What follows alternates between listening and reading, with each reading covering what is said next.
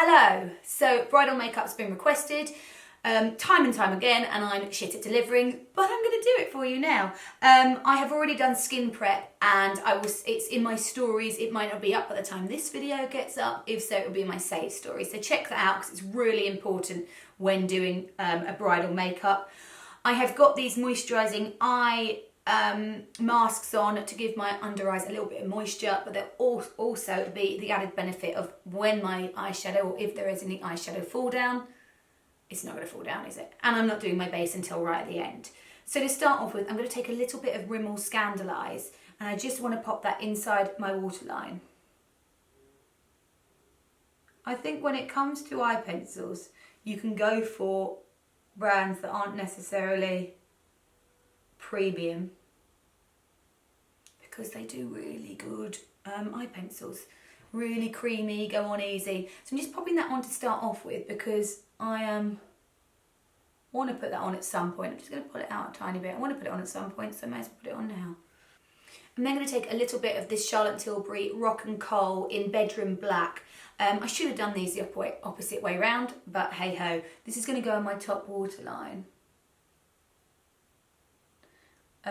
Because quite often when you blink it will lay down on the bottom waterline, if that makes sense. So I really should have done this first, then given the bottom waterline a little wipe over, and then done the bottom waterline, if that makes sense. But I do think that the Charlotte Tilbury Bedroom Black doesn't have too much transfer, so we might be okay. Next step, I'm going to take a little bit of primer. This one is Be Perfect primer, and I want to pop that all over the eyelid.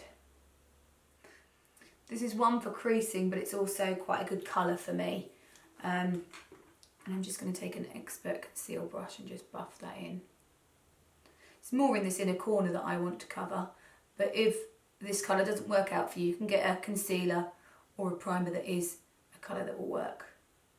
Wedding makeup is when these MAC Pro Conceal and Correct palettes come in so handy. So I'm just going to, because it's got so many colours in, you can really correct certain areas. So I'm just going to take that through my brow bone. So all I'm doing is colour correcting at the moment. And I, from years of plucking my brows, have a natural, slightly redder, slightly coarser skin up there. So I'm just going to just conceal that out. I will come back to that concealer probably quite a bit through this makeup. Now I'm going to do quite a basic but very pretty eye. I'm going to take a little bit of this Tom Ford Platinum. This is a ombre cream eyeshadow. I really like this colour. I think it works through a lot of seasons. So you can use this in, I would say, summer and autumn. It's really nice for. And spring. I don't know if it might be a little bit warm for winter, but it depends on your skin tone. And I'm just going to take that all over the lid. I've been wearing this a lot, so I know how it wears, and it wears very well. It doesn't crease on me, but if you're someone with an oily lid, then just popping that primer on there will give you that extra kind of barrier. And I'm just using a Real Techniques base shadow brush to buff that in. I'm popping the maximum amount of product on the middle of the eye, and then what's left, I'm buffing it up right the way up to the brow bone, because there's not much left on the product when I get up there, on the brush when I get up there, not on the product. So it's really seamless, soft eye. Now I've got a little bit of Kevyn Aucoin. This is a medium contour powder, and I want to take a tiny bit of that just through the socket. So I've chosen a Real Techniques Essential Crease brush because it fits in that socket so beautifully, and we'll just add a little bit of definition through there, a little bit of shade. So you can see it's really soft and subtle. I'm then going to go in with a little bit of this Bobbi Brown Forest Shimmer ink. It's kind of like a really dark brown black, which is what I want. I don't want anything that's too dark, unless you're someone that always wears a black line. I want something that's just kind of just off that colour. So I'm just going to take it on my brush, on its side, and just really softly pull that along the lash line, just so it gives a little bit more definition. And I'm just softly pulling that out, because it's not black. It doesn't sit too harsh there. It just kind of elongates the eye without it looking like you've got too much makeup on. As soon as we put mascara on, it looks almost like there's not anything on there, which is exactly what we want.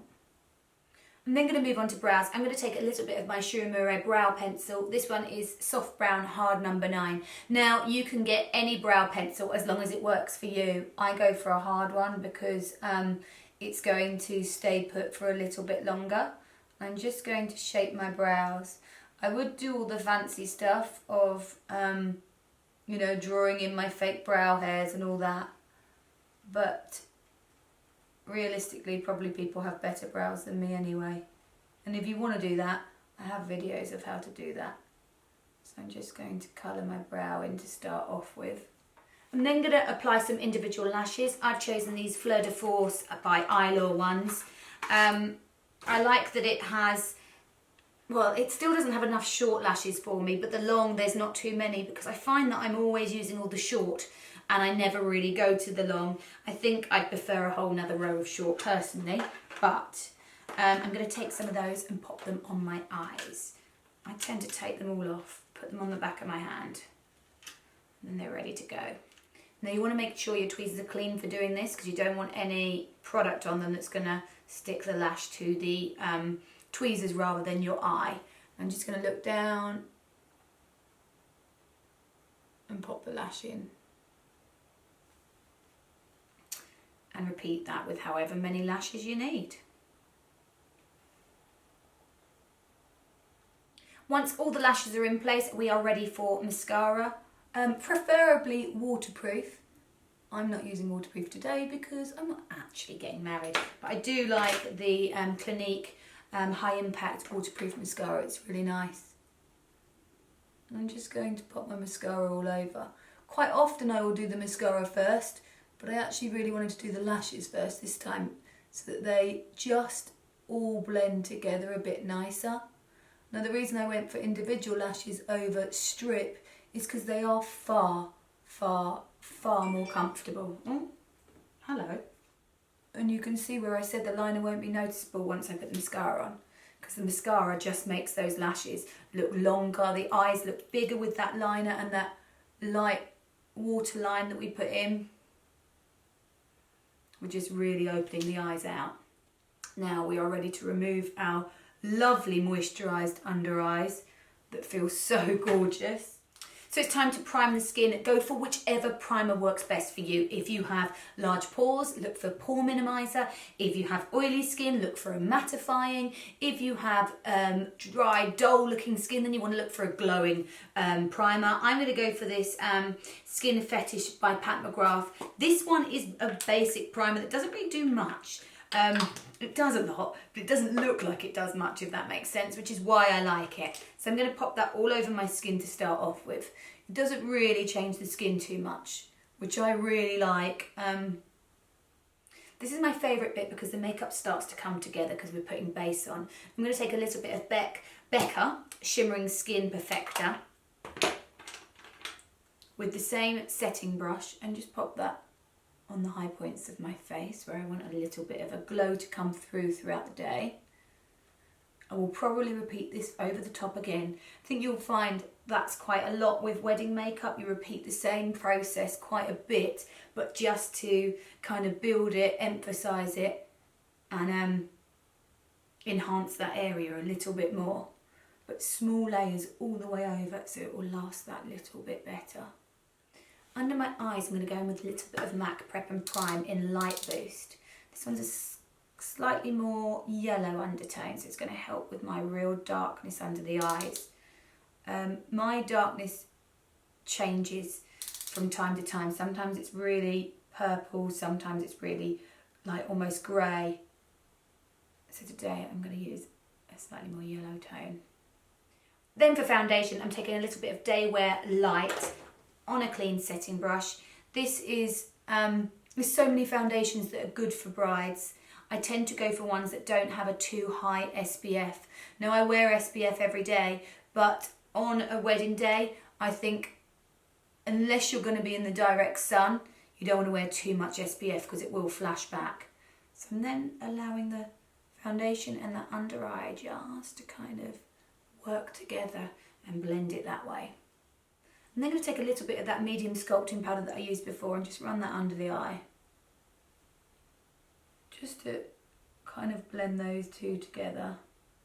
So I'm just then going over with the similar things again. I'm going to take my long gel liner by Bobbi Brown and I'm just going to take that slightly under the eye and just join that up. Back to my trusty concealer palette that I used at the beginning, and I'm going to mix these colours together to just conceal anywhere I want a bit of concealer. Really buff this one into the skin because even though it doesn't state it on there, I think it does have a SPF, so you want to make sure it's really buffed into the skin. Around the nose. Then in with a little bit of Charlotte Tilbury Sculpting Wand. This one is in the colour medium fair, and I left the lid off it obviously, so I need to use a very minimal amount of this, but it's going to give me far too much. Let me untwist that. I'm taking a soft accent brush and just I'm going to soften that into there, keeping it to the back of the cheekbone.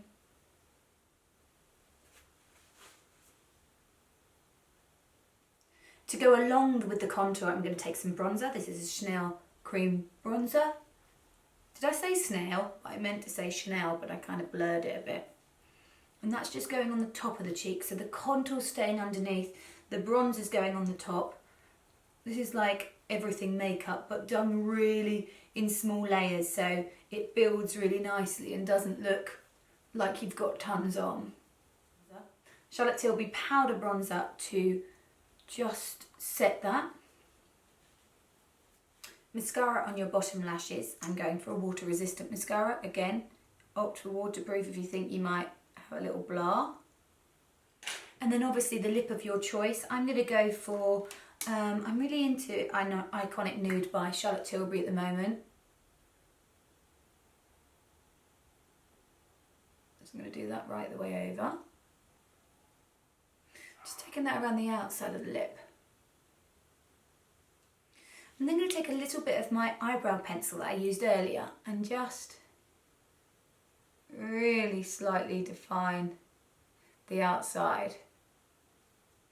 And then inside the lip, I'm going to take a little bit of this one by MAC, which is a cream sheen in Peach Blossom. Whether they still do it or not, I don't know. And I think it's a really cute colour.